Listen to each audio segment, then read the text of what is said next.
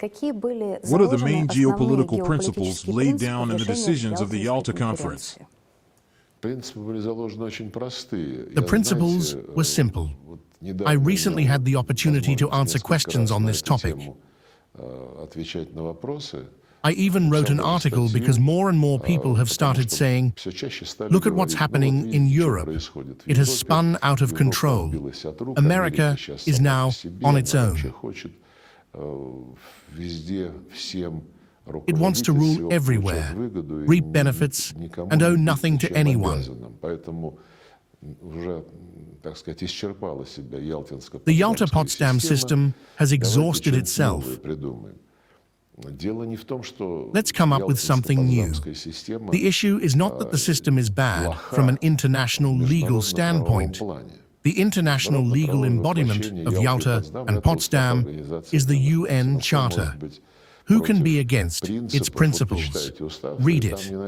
You will not find a single line there that would be rejected by normal people. The United Nations is founded on the sovereign equality of states. How else could it be when everyone is equal?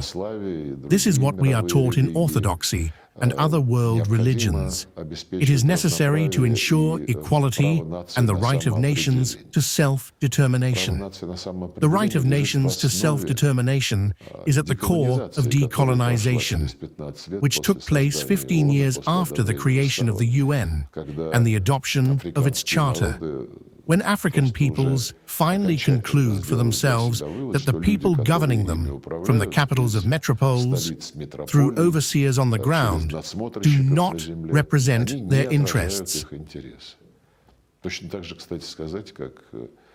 Just as after February 2014, the ultranationalists who came to power in Ukraine, it was immediately clear that they did not represent the interests of the population of Crimea, Donbass, and Novorossiya. This is obvious. The General Assembly, in one of its documents, when it specifically examined all the principles of the UN Charter, reached a consensus that the territorial integrity of any state must be respected, provided that its government respects the right of nations to self-determination, and by virtue of this, represents the entire population residing in that territory. It is clear that those currently governing Ukraine, under the puppeteering of Western patrons, do not represent the interests of a vast part of the population. Crimea and Donbass, Novorossiya, these are long settled matters, given how the results of the referendums in these territories are reflected in our Constitution. There is also the principle of respecting territorial integrity. I have already mentioned it. If you want your territorial integrity to be respected, respect your people. Do not forbid them from speaking their native language, remembering their history, raising their children the way their grandfathers, great-grandfathers, fathers, and mothers raised them. This is also about the UN Charter. It states that the rights of every person must be respected, regardless of race, gender, language, or religion. Canonical religion and language are banned in Ukraine for Russian speakers. The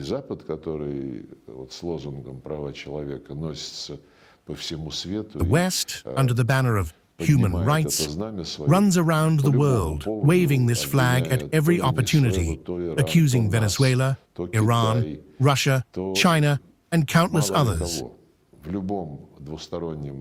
In every bilateral and multilateral process, the West constantly portrays itself as the beacon of human rights and the rule of law. Ursula von der Leyen, hinting at the rise to power of President Donald Trump in the US, said that European values, democracy, human rights, and the rule of law are under enormous threat.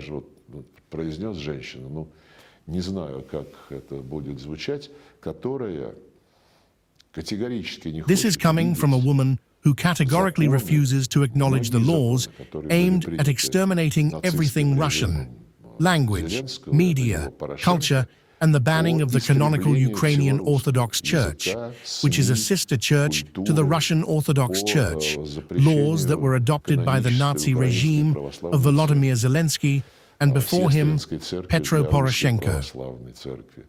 Such Western hypocrisy means only one thing. They have not come to terms with the fact that a new era has arrived, that multipolarity is already here. Everyone should be equal, respect each other, and compete fairly. When the Soviet Union disappeared, the West kept persuading us that a new era had begun, the end of history. From now on, we would all live by the same principles: globalization, fair competition, the presumption of innocence. All of that has now been discarded and thrown away. In the latest statements by the same Ursula von der Leyen and other European Union leaders, most of them, I don't want to offend everyone, it is clearly evident that no matter what, democracy must be as we interpret it. In Ukraine, banning the Russian language is acceptable. Try banning French in Switzerland or English in Ireland. Right now, the English and Irish are clashing over there. If English were banned in Ireland, just watch the uproar that would reach the heavens.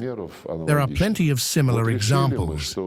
They decided that in Romania, Cătălin Georgescu would not be allowed to run for president, even though the country's constitutional court cleared him of all suspicions. But the Central Election Commission said, "We don't care about the constitutional court. The president ordered us not to let this guy run because he doesn't criticize Vladimir Putin and Russia."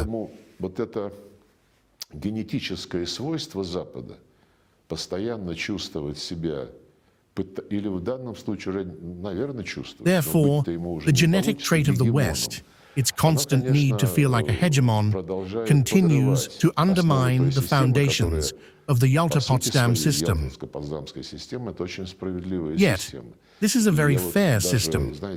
Understanding that we are approaching its 80th anniversary, I took a quote from Franklin Delano Roosevelt, the US president at the time, who spoke before Congress in March 1945, following the Yalta Conference. He said, "The structure of a universal peace cannot be the work of one man, or one party, or one nation. It cannot be an American peace, or an English peace, or a Russian peace, or a French peace, or a Chinese peace. It cannot be a peace of large nations or of small nations. It must be a peace which rests on the cooperative effort of the whole world." This, too, is an expression of the core principles of the UN Charter, which today's European Union leaders have forgotten. Спасибо большое.